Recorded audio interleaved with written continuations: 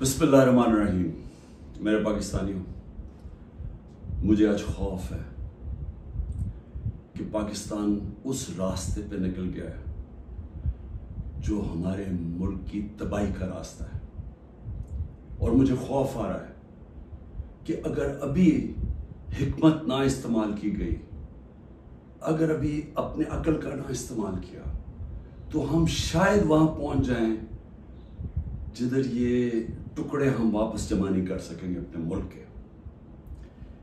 मैं सबसे पहले आप सबके सामने एक चीज रखना चाहता हूं कि इस सब के पीछे है क्या।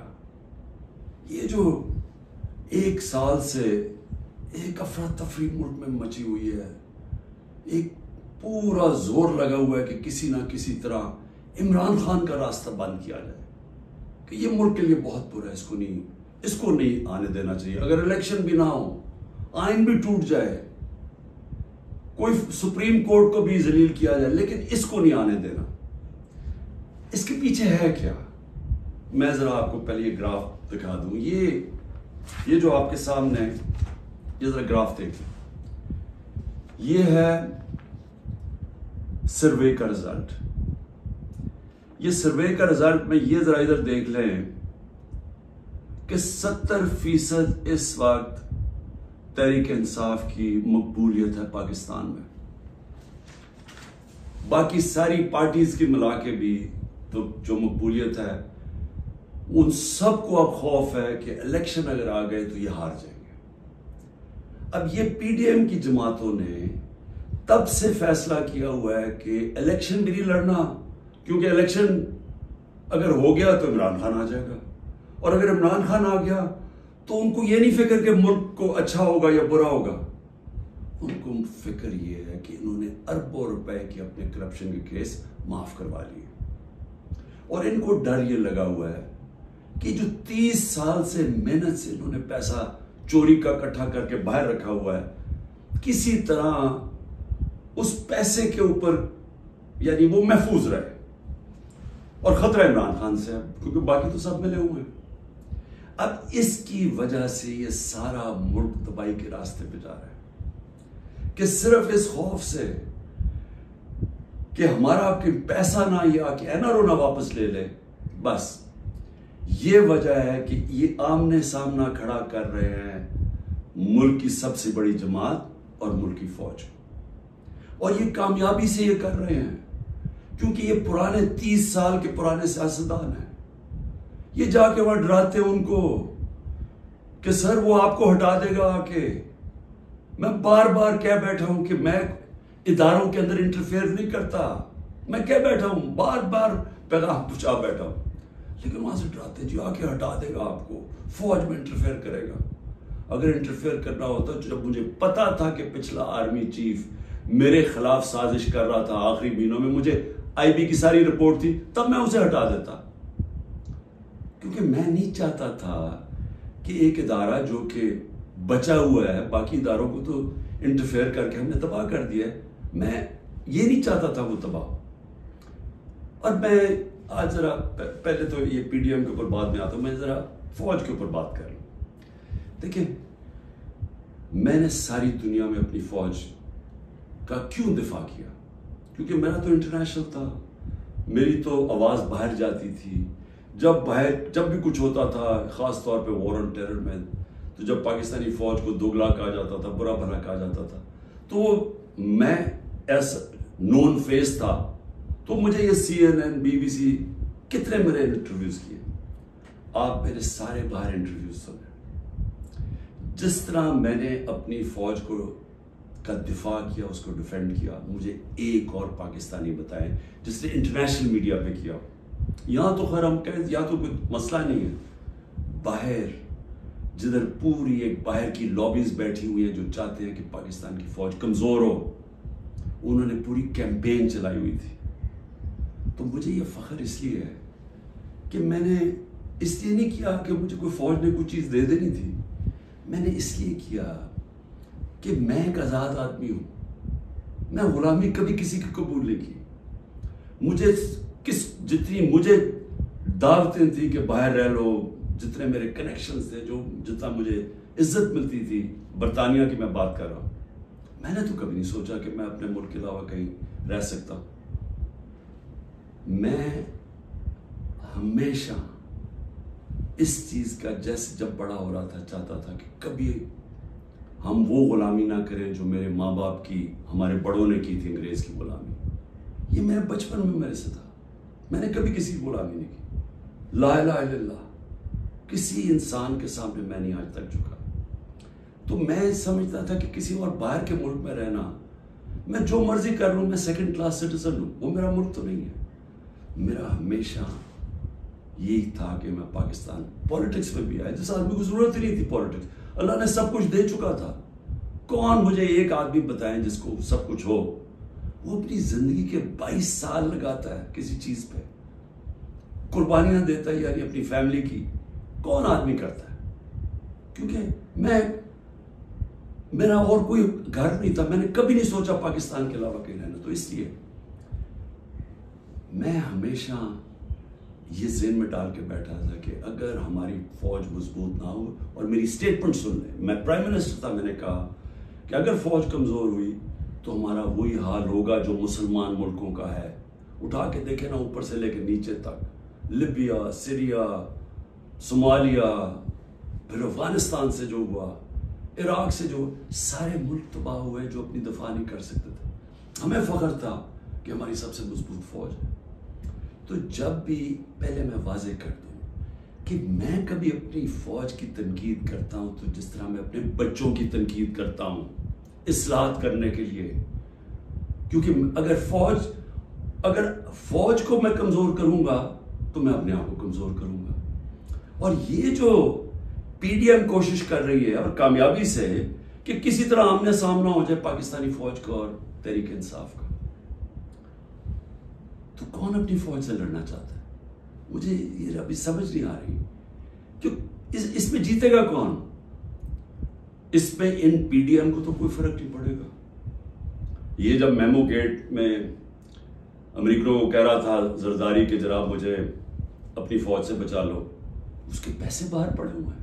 जब नवाज शरीफ इंडियन लॉबी को और इजराइल लॉबी को अपने साथ मिलाना चाहता था, अपनी फौज को कह रहा था कि दहशतगर्दी में मुलविस है, उसके पैसे अरबों डॉलर बाहर पड़ा हुआ है। वो जब होता है मौके बाहर भाग जाते। तो मेरा तो कोई बाहर नहीं जाना। तो मैं इसलिए आज ये कहना चाहता हूं कि ये लोग कामयाबी से वो काम कर रहे हैं जो मेरी आंखों के सामने ईस्ट पाकिस्तान में हुआ था। मैंने वो देखा हुआ ईस्ट पाकिस्तान में क्या हुआ था। सबसे बड़ी पार्टी थी, मुजीबुर रहमान इलेक्शन जीत गया, फौज ने इलेक्शन करवाया, और साफ और शफाफ तरीन पाकिस्तान की तारीख का इलेक्शन था। किसने तस्लीम नहीं किया? इसमें कोई शक नहीं कि फौजी लीडरशिप की कसूर था। लेकिन वो आदमी जो चाहता था कि मैं प्राइम मिनिस्टर बन जाऊं, उसका बहुत बड़ा हाथ था। वो कहता है मैं मानता हूं मुजीबुर रहमान को, पाकिस्तान ना टूटता। उसने पूरी प्लानिंग की अपनी जात के लिए। उसने पाकिस्तानी फौज को लड़ा दिया सबसे बड़ी पार्टी से, मुल्क टूट गया। आज वही हो रहा है। ये पीडीएम लड़ा रही है जान के। ये जो केसेस बन रहे हैं कि जी मिलिट्री कोर्ट में केस कर दो, आर्मी एक्ट से केस कर दो, कभी आज तक ऐसा हुआ है कि ना आपने कोई तहकीकात की, ना कोई इंडिपेंडेंट इंक्वायरी हुई, ना पता चला कि ये इसके पीछे कौन था, और एकदम जज, जूरी और एग्जीक्यूशन फैसला हो गया कि जी तहरीक इंसाफ दहशतगर्द जमात है, और पकड़ धकड़ शुरू हो गई। 7,500 कारकुनों को पकड़ लिया है, उसमें औरतों को पकड़ लिया है। कभी इस मुल्क में हुआ ही नहीं है। यानी जिस तरह औरतों से बदतमीजी हुई है, ये कब हुआ है यहां इस मुल्क में? और फिर यानी घरों में जाना, रात को सारा घर तोड़ देना, औरतों से धक्के दे रहे हैं औरतों को। शेरिया अफरीदी की बीवी को भी साथ पकड़ के ले गए। फिर एक जगह से छुट्टी है शीरीन मजारी, दूसरी जगह पकड़ लेते हैं। यानी ये क्या हो रहा है? ये तो अपने मुल्क में नफरतें फैलाई जा रही हैं। ये तो जान के ऐसे मुझे लग रहा है कि मैं एक ख्वाब देख रहा हूं, घिनौना ख्वाब, जिसके अंदर एक मुल्क की तबाही देख रहा हूं सामने। ये कौन सा मुल्क इजाजत देता है अपनी इस तरह की तबाही करने के लिए, सिर्फ इन चोरों की खातिर? मैं आज जरा पूछना चाहता हूं, मुझे ये बताएं, तहरीक इंसाफ 27 साल से, मुझे एक जगह बताएं कि इमरान खान ने कहा हो कि किसी किस्म का आप कानून तोड़ें, कानून के बाहर चलें, आइन के बाहर चलें। मुझे एक दफा एक स्टेटमेंट मेरी बताएं 27 साल में, मुझे एक मेरे लीडर की स्टेटमेंट बताएं जो मेरे नीचे है, जो मेरी पार्टी के लिए वो कहे कि जनाब तोड़ दो, घराव करो, जला दो। एक जगह बताएं। मुझे ये बताएं कि जब 25 मई को, अच्छा उससे पहले चले, 9 नवंबर को 9 अप्रैल को मुझे निकाला पिछले साल, 10 अप्रैल को लाखों लोग सड़कों के ऊपर निकले, किसी ने कोई कुछ किया? किसने कोई जलाया, गिराया, कुछ किया? सबको पता था किसने निकाला है, कुछ हुआ? उसके बाद 25 मई को हम एक पुरअमन मार्च कर रहे हैं, जो 3 लॉन्ग मार्चेस उन्होंने मेरे खिलाफ की थी।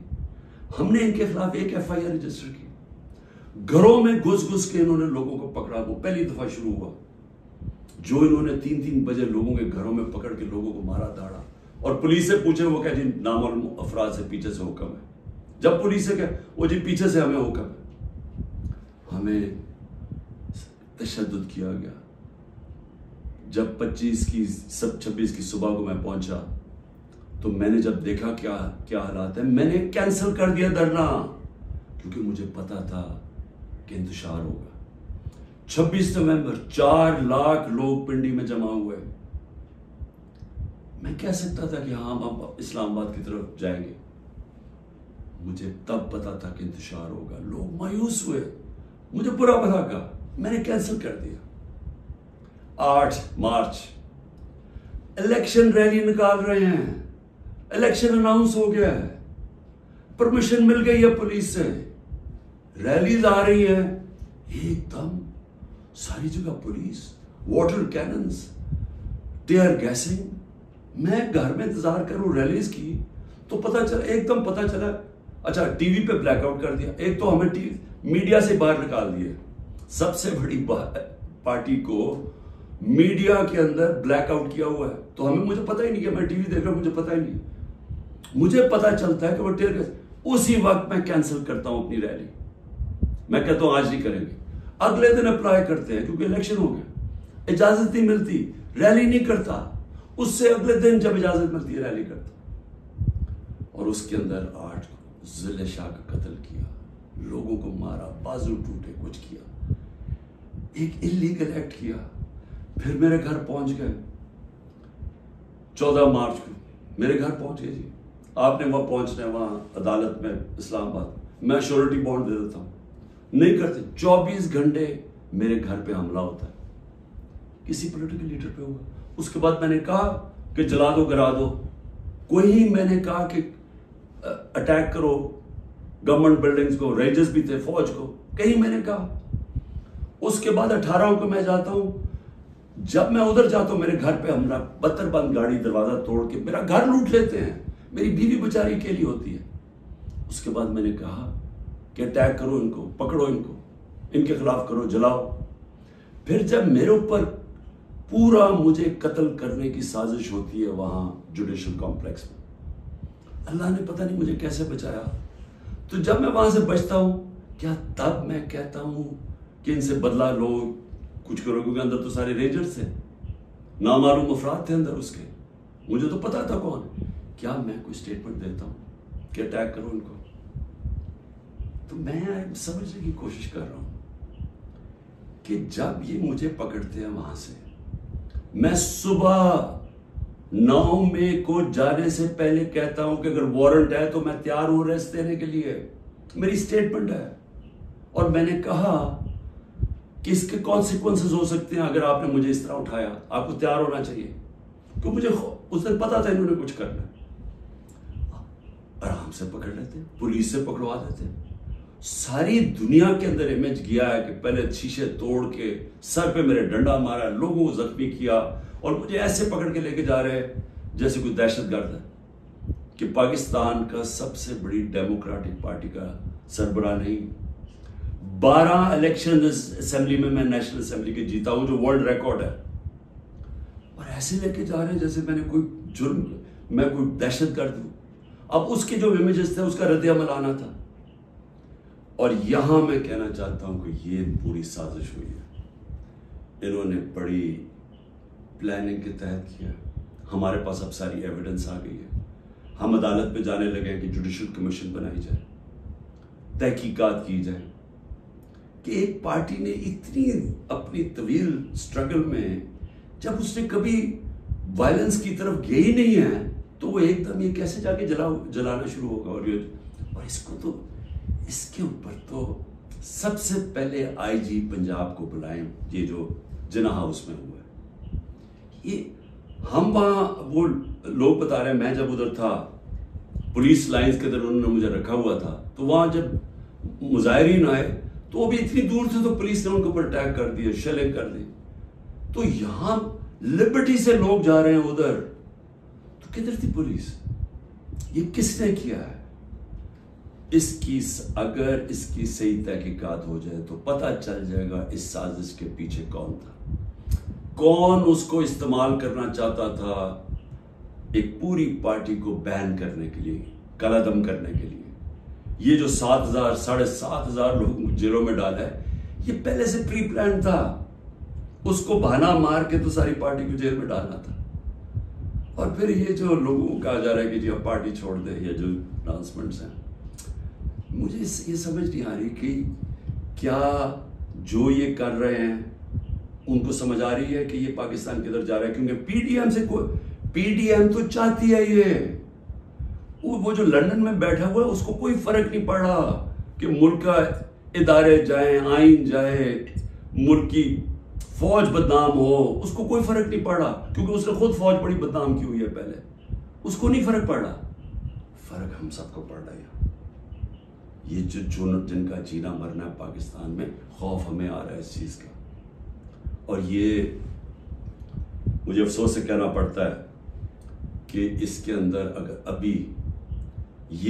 अगर कोई ये समझ रहा है कि ये स्ट्रैटेजी से कोई सबसे बड़ी पार्टी खत्म हो जाएगी, वो पार्टी इसलिए नहीं खत्म हो सकती। जरा फिर से ये देख लें, जिस पार्टी के पास 70% उसकी मकबूलियत हो मुल्क में, आप उसको खत्म नहीं कर सकते।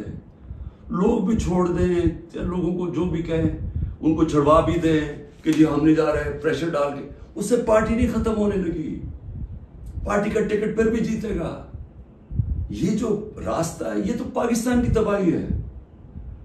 और सिर्फ ये जो बाकी पीडीएम, ये जो रेलू कटे हैं, जिनका ना वोट बैंक है ना कुछ है, जो मजे ले रहे हैं इक़्तिदार के, ये सिर्फ ये की कोशिश ये है कि फौज को पाकिस्तान की सबसे बड़ी पार्टी से लड़ाया जाए। ये है साजिश।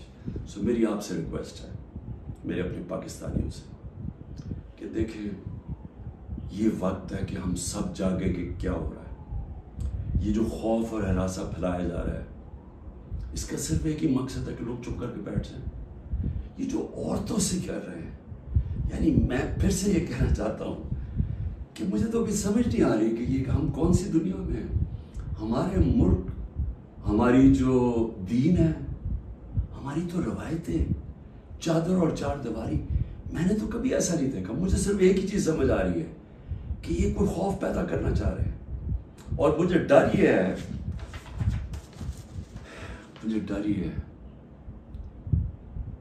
कि इसका बहुत बड़ा बैकलैश आने वाला है, जो हमारे मुल्क को मजीद और नुकसान पहुंचाएगा। अभी तक कोई जो बात नहीं कर रहा, सरकारी बिल्डिंग्स की बात कर रहा, और मैं जब कहा हमने इंशाल्लाह हाई कोर्ट में जा रहे हैं कि जुडिशल कमीशन फौरी बनाई जाए, क्योंकि हमारे पास अब सबूत आ गए। हर जगह हमें लोग नजर आए जो हमारी पार्टी के नहीं थे, जिनके पास बंदूकें भी थी, पिस्टल भी थे, जो आगे कह रहे थे कि अटैक करो कोर कमांडर हाउस। मियाँ वाली के लोग इतने खुश थे, वो जो हमारा जहाज चौक जैसे कहते थे, वो किसने जलाया? वो तो सारे एक मेरा कारकुन कह रहा है कि जब उनको पता चला उन्होंने रोकने की कोशिश की। कोई नामालूम अफराद थे, इसमें तहकीकात होनी चाहिए। जिस तरह जिना हाउस, रेडियो पाकिस्तान कैसे जल गया? आप देखें मुजाहरा कहीं और हो रहा है, रेडियो पाकिस्तान उधर जल जाता, उधर तो बंदा ही नहीं कोई होता। और आजकल तो फेस रिकग्निशन हो सकती है नादरा के जरिए, पता चल सकता है कौन है। तो इसके लिए इंडिपेंडेंट तहकीकात चाहिए। मैं जरा सिर्फ अभी गिना दूं, अब तक 25 लोग शहीद हो चुके हैं। दुनिया में 25 लोग शहीद हो जाएं, कोई सोच रहा है कि किस तरह पुरअमन एहतजाज करने वालों को गोलियां मारी गई, सीधी सीधी गोलियां मारी गई हैं। 25 अब तक शहीद हो चुके हैं। और सबसे ज्यादा खतरनाक 700 लोग इस वक्त गोलियों की वूंड से, गोलियां लगी हुई जिनको अस्पतालों में 700। अब तक 7,500 हमारे कारकुनों को जेलों में डाला हुआ है। 7,500, जिसमें मैंने कहा ख्वातीन की भी एक तादाद है। और हमें सबसे ज्यादा खौफ है कि उनसे बड़ा बुरा बर्ताव किया जा रहा है। और